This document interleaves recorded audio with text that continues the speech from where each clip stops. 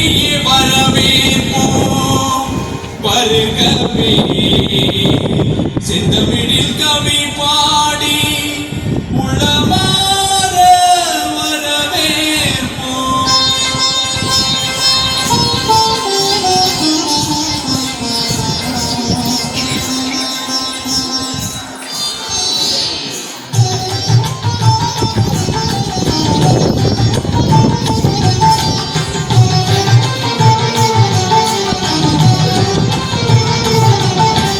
வருகவே வருகவே வணங்கி பாடுகின்றேன் வருகவே வருகவே வருகவே வணங்கி பாடுகின்றேன் வருகவே அழகு தமிழ் கொண்டு உண்மை வரவேற்றோம் இனிய முகம் கொண்டு உண்மை வரவேற்றோம் அழகு தமிழ் கொண்டு உண்மை வரவேற்றோம் இனிய முகம் கொண்டு உண்மை வரவேற்றோம் வருகவே வருகவே வணங்கி பாடுகின்றேன் வருகவே வருகவே வருகவே வணங்கி பாடுகின்றேன் வருகவே.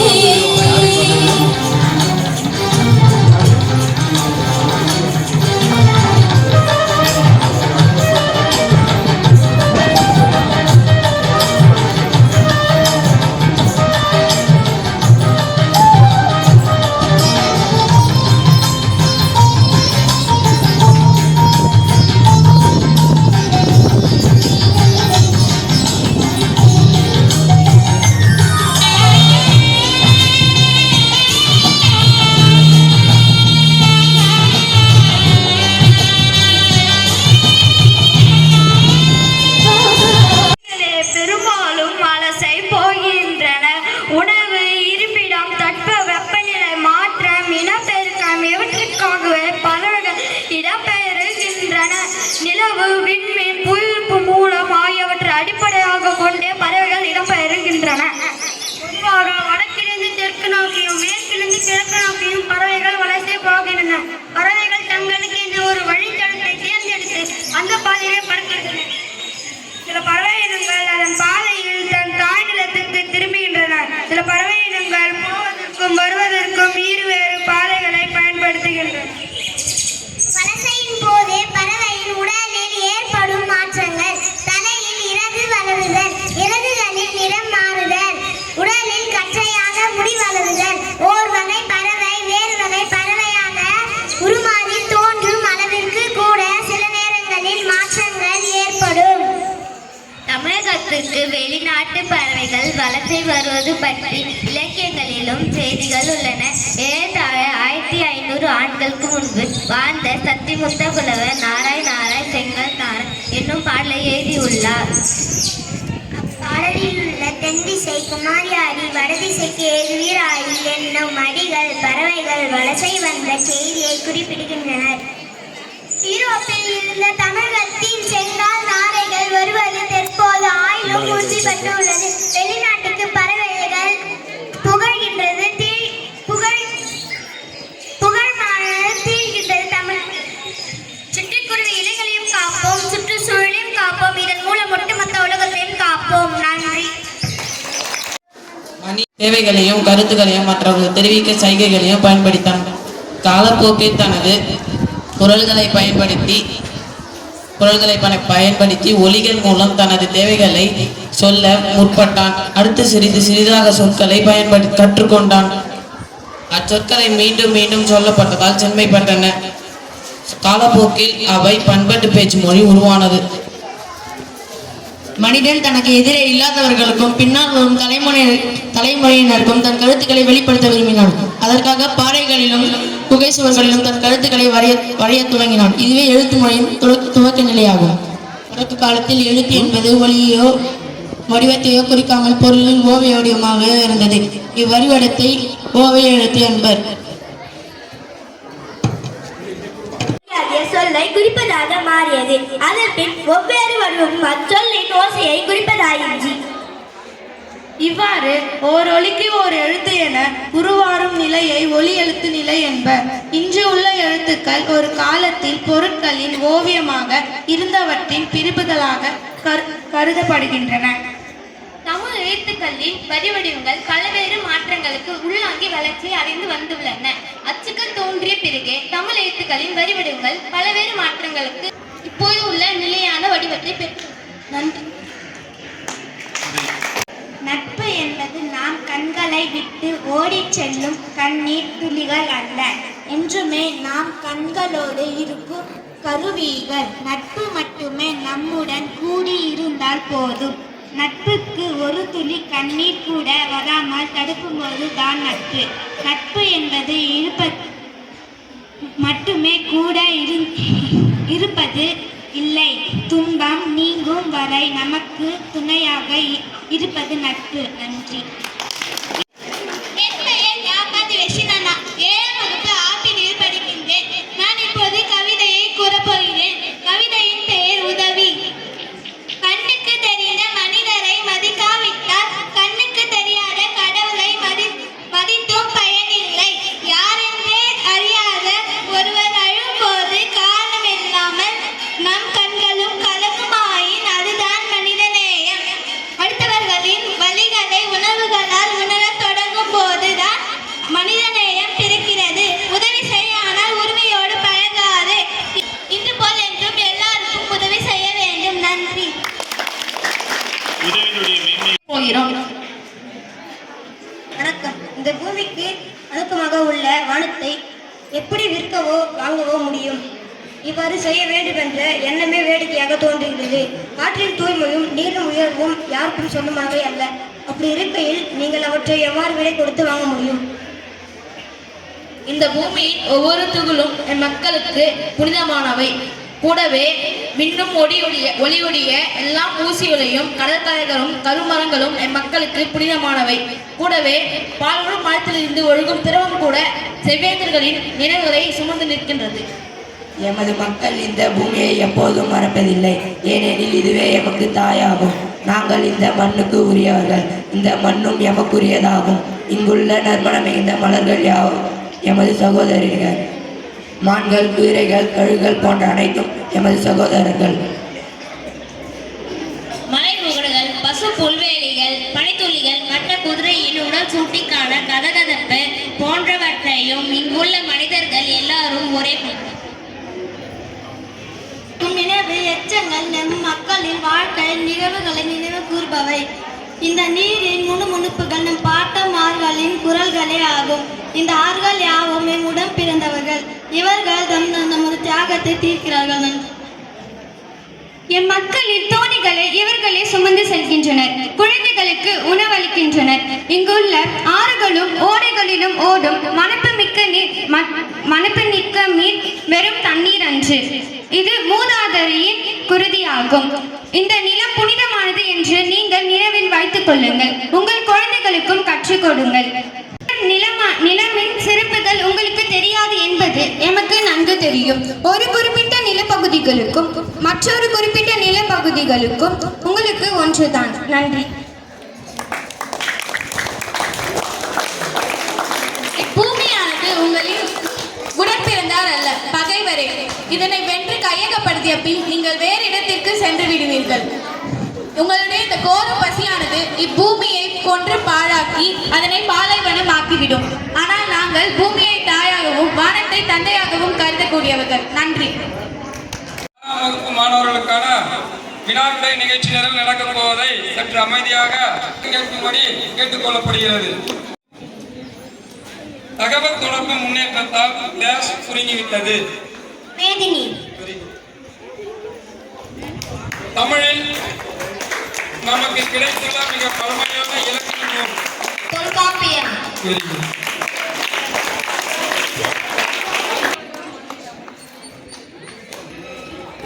மலரின் பல்வேறு நிலைகள் வரிசைப்பட கூறுக.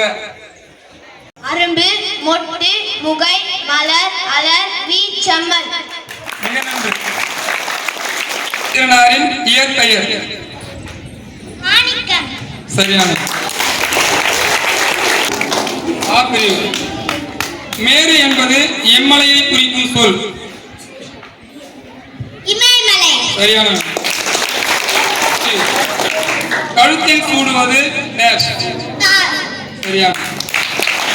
பாரதி என்ற பட்டம் வழங்கிய மன்னர் யார்? எட்டயபுரம் மன்னர். சரியான. பேஸ்புக் என்னும் ஆங்கில சொல்லுக்கு இணையான தமிழ் சொல். முகநூல். சரியான. கமுகு மரத்தின் இலை பெயர் டேஷ். கூந்தல். சரியான. பாக்கு. சரியான.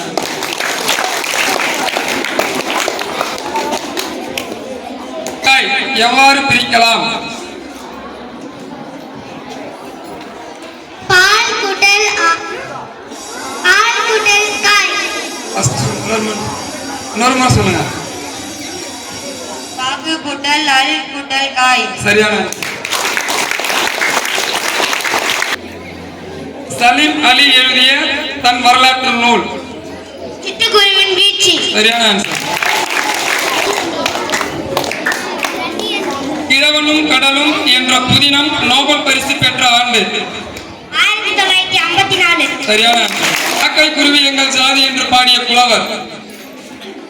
பாரதியார். சரியான. தனிநிலை என்பது எந்த எழுத்து? தனிநிலை என்பது எந்த எழுத்து? அக்கு. அக்கு. அதுக்கு பேர் இல்லையா? ஐந்து. சரியான ஆன்சர். இந்தியாவின் பறவை மனிதர். சலீம் அலி. சரியான ஆன்சர். குருவிகள் வாழ முடியாத பகுதி. துருவ பகுதி. சரியான விடை. உயிர்மெய் எழுத்தின் வரி வடிவம் எவ்வெழுத்தை ஒத்திருக்கும்? Very good. திருமுறை என போற்றப்படும் நூல். திருக்குறள். சரியான ஆன்சர். கிழவனும் கடலும் என்ற கதையின் கதாநாயகன். சாண்டியாகோ. சரியான ஆன்சர். பாரதிதாசன் எவ்வாறெல்லாம் போற்றப்படுகிறார்? புரட்சி கவி பாவேந்தன். சரியான விடை. எனும் சொல் இடம்பெற்ற நூல். தமிழ்நாடு எனும் சொல் முதலில் இடம்பெற்ற நூல். சரியான ஆன்சர். பறவைகள் இடம்பெயர்வதை டேஷ் என்கிறோம். வலசை போதல். ஸ்டாண்டர்ட். முத்தமிழ் காப்பியம் என போற்றப்படுவது யாராவது ஒருவர்? சிலப்பதிகாரம், மணிமேகலை. 7ஆம் வகுப்பு. கொல்லிப்பாவை எனும் சிற்றிதழை நடத்தியவர் டேஷ். கொல்லிப்பாவை எனும் சிற்றிதழை நடத்தியவர் யாராவது ஒருத்தர்?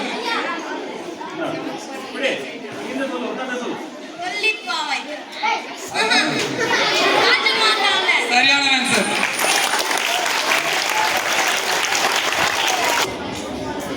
தொல்காப்பியம் எத்தனை இயல்களை கொண்டது? யாரேனும் ஒருவர்? 9. தவறான தவறான 27. சரியான ஆன்சர்.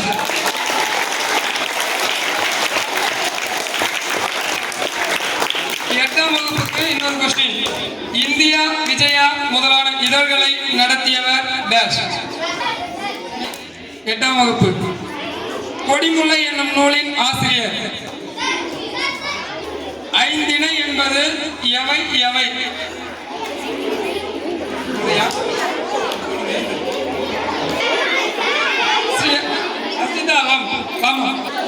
குறிஞ்சி, முல்லை, மருதம், நெய்தல், பாலை. சரியான ஆன்சர். பகுத்தறிவு கவிராயர் என போற்றப்படுபவர் டேஷ். உடுமலை நாராயண கவி. சரியான ஆன்சர்.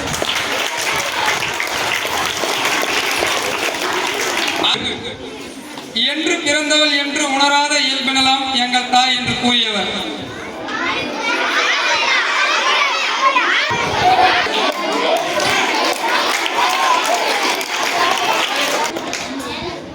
சிலப்பதிகாரத்தின் ஆசிரியர் யார்?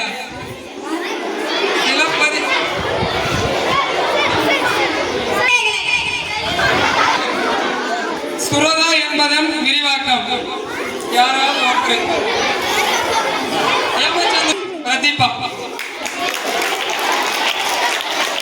கடைசி தலையில் பிறக்கும் ஒரே தமிழ் எழுத்து. தலையில் பிறக்கும் ஒரே தமிழ் எழுத்து ஆயுதம்.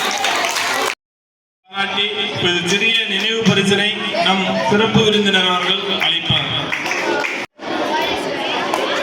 Pratibha. 6th B Vaishnavi. 6th B ருபானா Fathima. 7th C லூகேஷ். 7th C Sujith Vinayak. 7th C Manoj Pandey. 8th C Srivaram. Lokesh. Mukesh. Tamil ஆசிரியர்கள் அனைவருக்கும் என்னுடைய பாராட்டுக்கள், நன்றிகள்.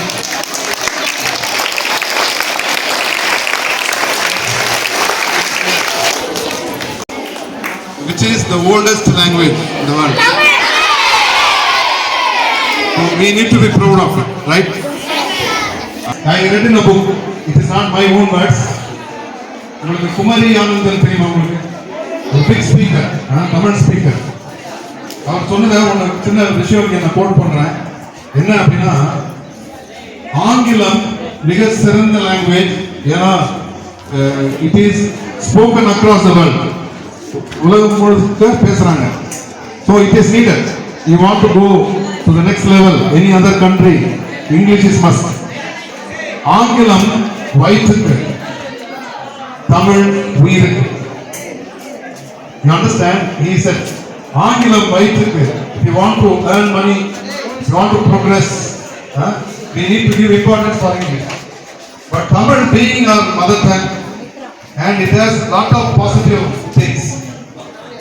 தமிழ் மருத்துவம் இன்னைக்கு வேர்ல்டு வைடா தேடப்படும். தமிழ் மருத்துவம். தமிழ் வந்து not only language, it gives lifestyle of people. வாழ்க வையகம், வாழ்க வையகம், வாழ்க வளமுடன். இன்றைய நமது தமிழ் மன்ற விழாவிலே அமர்ந்திருக்கின்ற அனைத்து உள்ளங்களுக்கும், ஆசிரியர் பெருந்தகைகளுக்கும், இந்த தமிழ் மன்றத்தை நிறுவி அதனை அழகாக கொண்டு செல்கின்ற தமிழ்துறை ஆசிரியர் பெருமக்களுக்கும் எனது மனமார்ந்த மாலை வணக்கத்தை தெரிவித்துக் கொள்கிறேன். இந்த நாளிலே இங்கே நடன வரவேற்புரை அளித்த 7ஆம் வகுப்பு மாணவிகளுக்கு என்னுடைய பாராட்டுக்களையும் நன்றியையும் உரித்தாக்குகிறேன். அடுத்ததாக சிட்டுக்குருவிகளின் வாழ்வு என்ற தலைப்பில் பேசிய 6ஆம் வகுப்பு மாணவர்களுக்கும், தமிழ் வரி வடிவ வளர்ச்சி என்ற தலைப்பிலே உரையாடிய 8ஆம் வகுப்பு மாணவர்களுக்கும், தமிழ் கவிதை அழகாக வாசித்து சென்ற 7ஆம் வகுப்பு மாணவிகளுக்கும், இயற்கை போற்றுவோம் என்ற தலைப்பிலே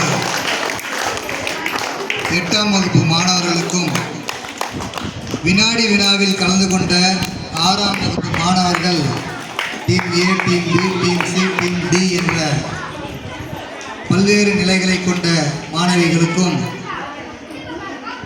மிக அழகாக, அற்புதமாக, சரியான விடைகளை வினாடி நேரத்திலே அளித்த மாணவ செல்வங்களுக்கு என்னுடைய மனமார்ந்த நன்றிகளையும் பாராட்டுகளையும் தெரிவிப்பதில் மகிழ்ச்சி அடைகிறேன்.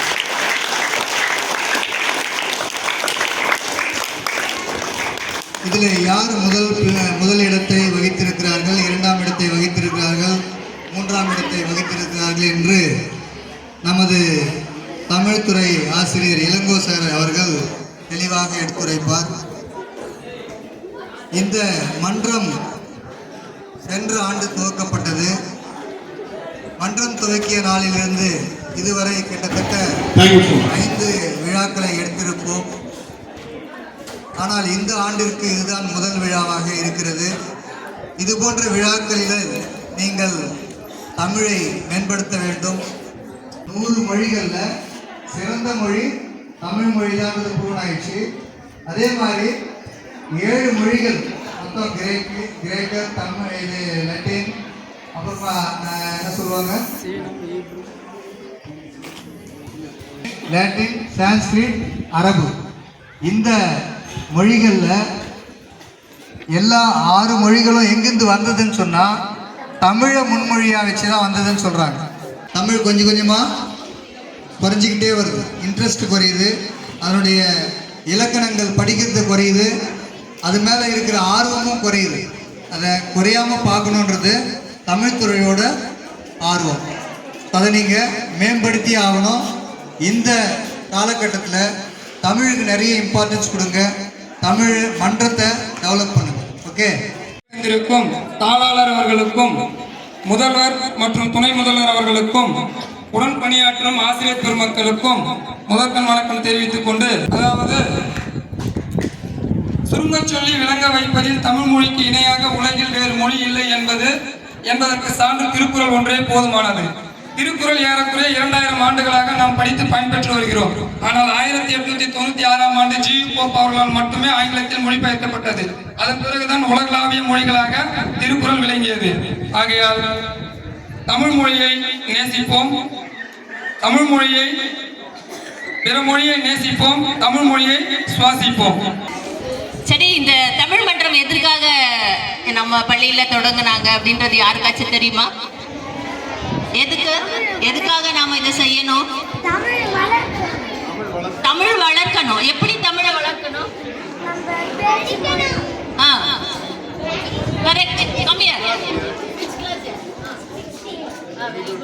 பேச்சு மொழி, எழுத்து மொழி, கவிதை, நடனம், கட்டுரை.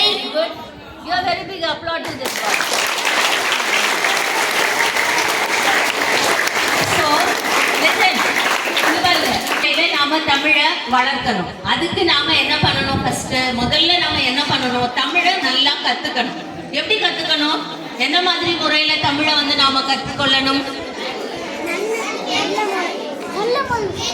முதல்ல ஆசிரியர் என்ன சொல்றாங்க அப்படின்றத நல்லா கவனிக்கணும்.